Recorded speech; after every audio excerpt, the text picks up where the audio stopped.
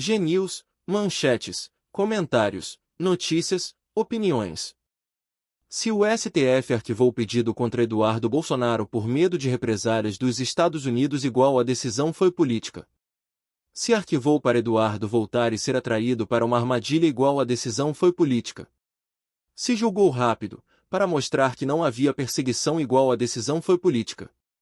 Se podia arquivar em horas, mas demorou um mês para examinar, desde 27/2, igual a decisão foi política. Ou seja, a única coisa de que não temos dúvida é que o STF não é uma corte constitucional, mas um tribunal político. Estados Unidos-Rússia. Terminou a ligação telefônica entre Trump e Putin.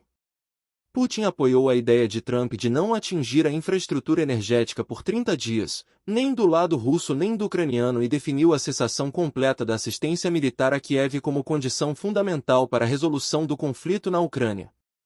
Uma das coisas mais vergonhosas da história recente do país. Frequentemente eu lembro dela, a multa diária de R$50 mil para qualquer cidadão brasileiro que usasse VPN para acessar uma rede social. Dias após encerrado o prazo para manifestação sobre o caso do passaporte, Paulo Gonet resolve se manifestar favoravelmente a @BolsonaroSP. Por coincidência, isso aconteceu poucas horas depois de o deputado ter dito que irá se licenciar da Câmara e permanecer exilado nos Estados Unidos, denunciando nosso regime ditatorial. O parecer de Gonet foi assinado hoje, dia 18 de março de 25, às 15h55. Esse dia e essa hora, considerando a declaração de Eduardo horas antes, são elementos seguros de atuação política no exercício de cargo na Justiça, o que é uma indecência. De qualquer forma, tarde demais. A única dúvida é se o resultado será 11-0, 10-1 ou 9-2. Dino comparou Bolsonaro ao próprio diabo, publicamente, em várias oportunidades. Zanin era advogado do Lula, e abriu vários processos contra Bolsonaro. Moraes dispensa comentário. O que está ocorrendo é um show trial.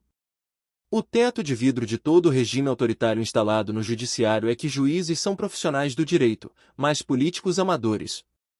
São erguidos pelo direito, mas acabam caindo pela política. Nunca esqueçam, para regimes de esquerda a pobreza da população não é um problema, é uma vantagem. Se PGR e Moraes foram capazes de arquivar o pedido em horas, alegando com isso que não fazem perseguição política, qual o motivo, se não político, de não o terem feito antes, inclusive com descumprimento de prazo da PGR? Eu não me surpreendo com o espírito miserável do brasileiro com a promo do Cinemark, porque nem faz muito tempo que a galera foi pra fila do Burger King no sol escaldante com uma vassoura na mão para ganhar um mísero hambúrguer. STF condena mais 6 manifestantes, 4 deles passarão 14 anos na cadeia. O Supremo Tribunal Federal condenou mais 6 pessoas pelos atos de 8 de janeiro. As penas variam de 1 ano de detenção a 14 anos de prisão. O julgamento ocorreu em sessões virtuais do plenário e da primeira turma. O relator, ministro Alexandre de Moraes, argumentou que os réus agiram com a intenção de derrubar o governo eleito em 2022, considerando o crime como de autoria coletiva.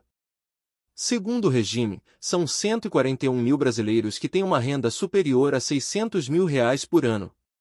Nos Estados Unidos, há mais de 30 milhões de pessoas que fazem pelo menos isso todo ano. Por que os Estados Unidos é um país rico, e o Brasil um país pobre? Ao pessoal do MBL, aproveitem bastante a alegria hoje. Quando o TSE negar o registro do Partido Missão, talvez vocês finalmente percebam que não estamos mais em uma democracia.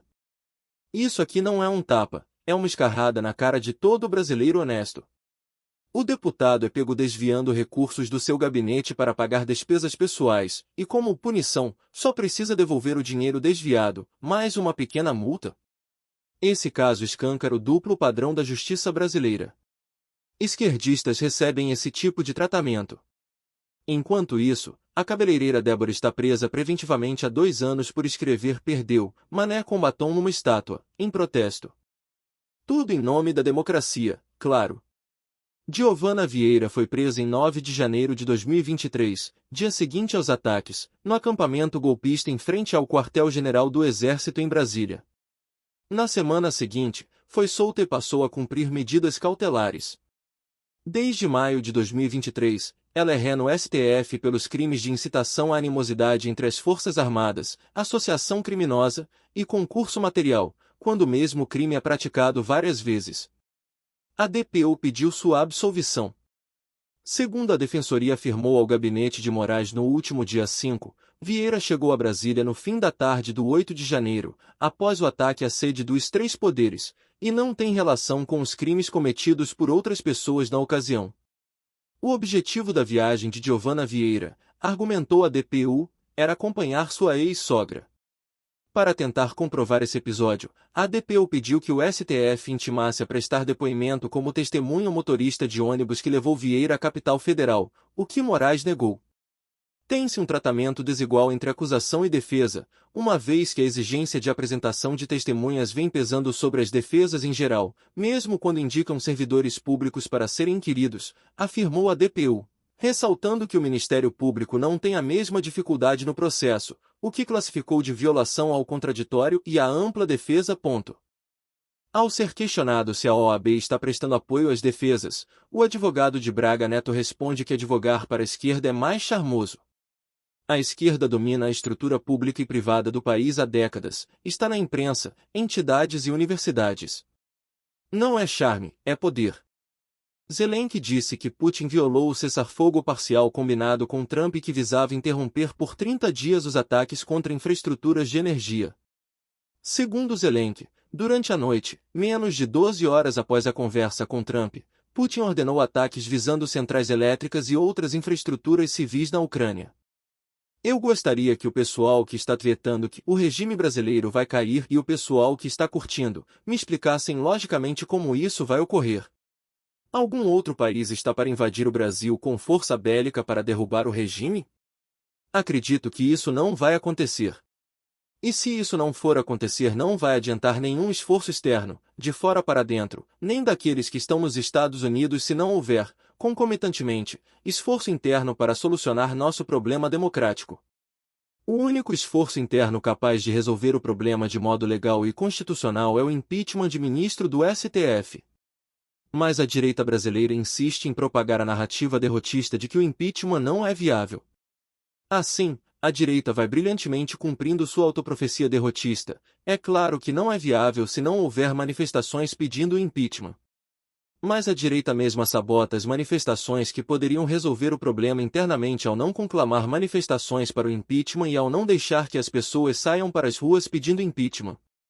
Ou Hugo Mota enquadra os deputados da esquerda que abusam de recorrer ao STF ou mostra a Constituição para o Supremo, como fez na sua posse, e diz que a independência dos poderes e a inviolabilidade parlamentar estão em vigor, não foram revogadas. Não fazer nada não é opção.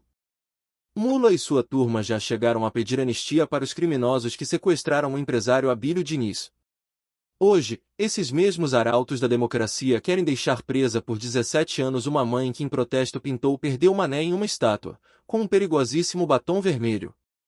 Fui promotor de justiça do Tribunal do Júri no Rio de Janeiro por quase 20 anos. Fico imaginando o que aconteceria se, nos dias de julgamento, ao invés de comparecer ao tribunal, eu enviasse um vídeo gravado. O presidente da OAB demorou até março de 2025 para descobrir que vídeo gravado não é a mesma coisa que sustentação oral num tribunal. Bem, antes tarde do que nunca. Agora só falta o presidente do STF descobrir isso também. Vamos aguardar. Sugiro que vocês puxem uma cadeira. Estes são alguns dos salários que estão sendo praticados por empresas de tecnologia nos Estados Unidos. Em alguns países da Europa não é muito diferente. Sim, tem altos impostos aí, mas é também possível alguém trabalhar remoto de algum outro país e gastar em moedas muito mais desvalorizadas como a nossa. Veja, um cargo nível analista ou gerencial simples está pagando, em reais, mais de R$100 mil por mês, podendo chegar até mais de R$500 mil por mês. É impossível para uma empresa brasileira competir nesse cenário. Não conseguimos pagar salários nesse nível. Isso me leva a algumas conclusões. 1. Atrair e reter talentos é muito difícil no país e o governo se esforça ao máximo para dificultar mais ainda tudo o que empresários tentam fazer. 2. Se você tem mão de obra qualificada e seu funcionário fala inglês, pode ter certeza que ele está sendo abordado por empresas de outros países com salários muito maiores. 3. É muita estupidez não aprender inglês. Não só você terá acesso a muito mais conhecimento em todos os níveis, como ainda pode desenvolver muito mais sua carreira. 4. Galera no X ainda quer falar que quem ganha 50 mil reais no Brasil é rico. Você pode até ser um pobre prêmio e ganhar mais que boa parte da população, mas ainda assim seria um engraxate do seu par nos Estados Unidos ou Europa.